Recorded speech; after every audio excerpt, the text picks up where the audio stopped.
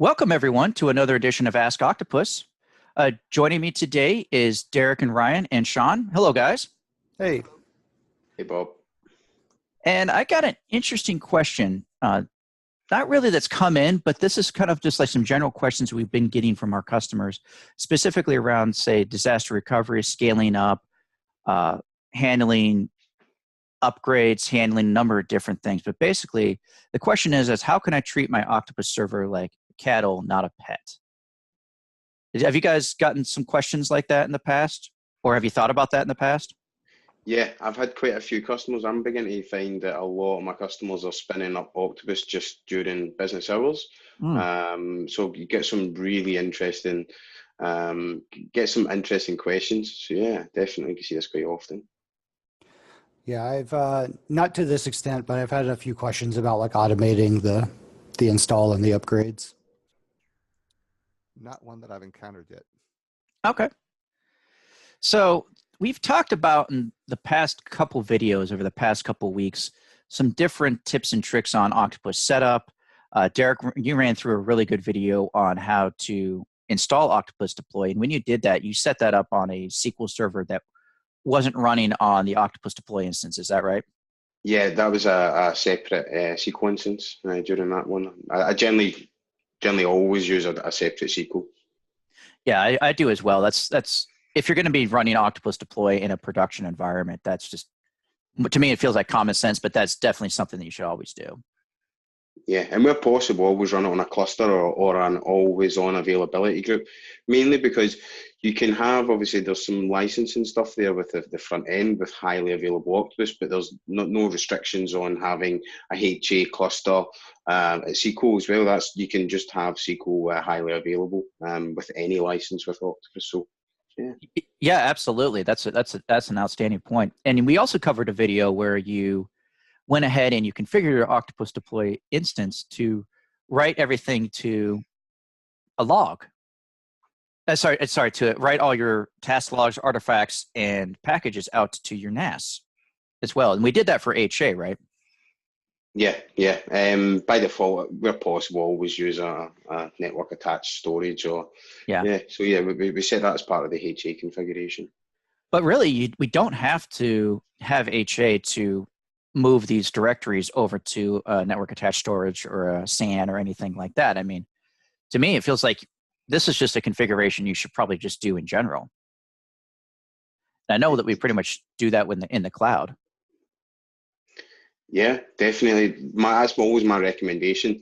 Is where possible have everything on your NAS as much because it just allows you to destroy Octopus. Obviously, make sure that you back up your master key. Yeah, And absolutely. back it up again. But yeah, That's actually a really excellent point. So yeah, once you have your master key backed up and you have everything over on HA, you have all these directories on a network attached storage or a SAN, and you have your SQL server on your database on an actual separate SQL server. Really, the last piece of the puzzle is the most recent video that we kind of did where we updated the nlog configuration for Octopus Deploy to log everything to a centralized logging. So now I'm having everything logged to Papertrail. So in this case, like if we looked at it from like very, very high level, my Octopus server is it has the file share. That's where all the important files are stored. The database is on a separate SQL server, and I'm writing all my raw logs to Papertrail. So this server really, all it's doing now is just hosting the Windows service that is Octopus Deploy. It's really not doing any writing to the actual server itself. It's just there. So I could easily spin up another bunch of instances in my Octopus Deploy server, or I could delete this, or for like disaster recovery, if I was doing like what Derek was saying, where I do like HA, like always on, I can have this replicated over to a DR site. Same thing with the file share. This is a centralized location. So I could have another Octopus server sitting out or spin up another Octopus server rather quickly and be back up and running. So really being able to upgrade and delete that Octopus server, the Windows server instance, I don't really care what happens to this server now. It can just be destroyed right away, or it can spin up a bunch of new ones or anything like that. Yeah, that's a good setup to go ahead and put in place because then when you do decide that you want a HA cluster of Octopus nodes, then most of your configuration's already done. You just need to add the new nodes in. Yeah, absolutely. Yeah, and especially since we've had some customers, they've asked us, hey, we need to upgrade from Windows Server 2008 to 2016 or 2019. Well, having this particular configuration makes that really, really easy because you just spin up a new server, point it to all this stuff, and nuke the old one, and you're back up and running rather quickly. Yeah, what I would say though is as a general recommendation is make sure that you remove the instance as part of a graceful teardown. What I have saw that occasionally is if something has been terminated really quickly without shutting it down properly, you sometimes see if it looks like there's a HA configuration. If you don't have that data center license, it could come up with an error. So certainly just with anything, test it and deprovision it correctly where possible. Yeah, absolutely. That's an outstanding point with something like that in a non-HA mode. But yeah, absolutely. Yeah. Yep. Yeah, in that case, you kind of have to go into like the database. You don't really want to have to do that and start deleting records. Yeah. All right, so that covers our topic for today.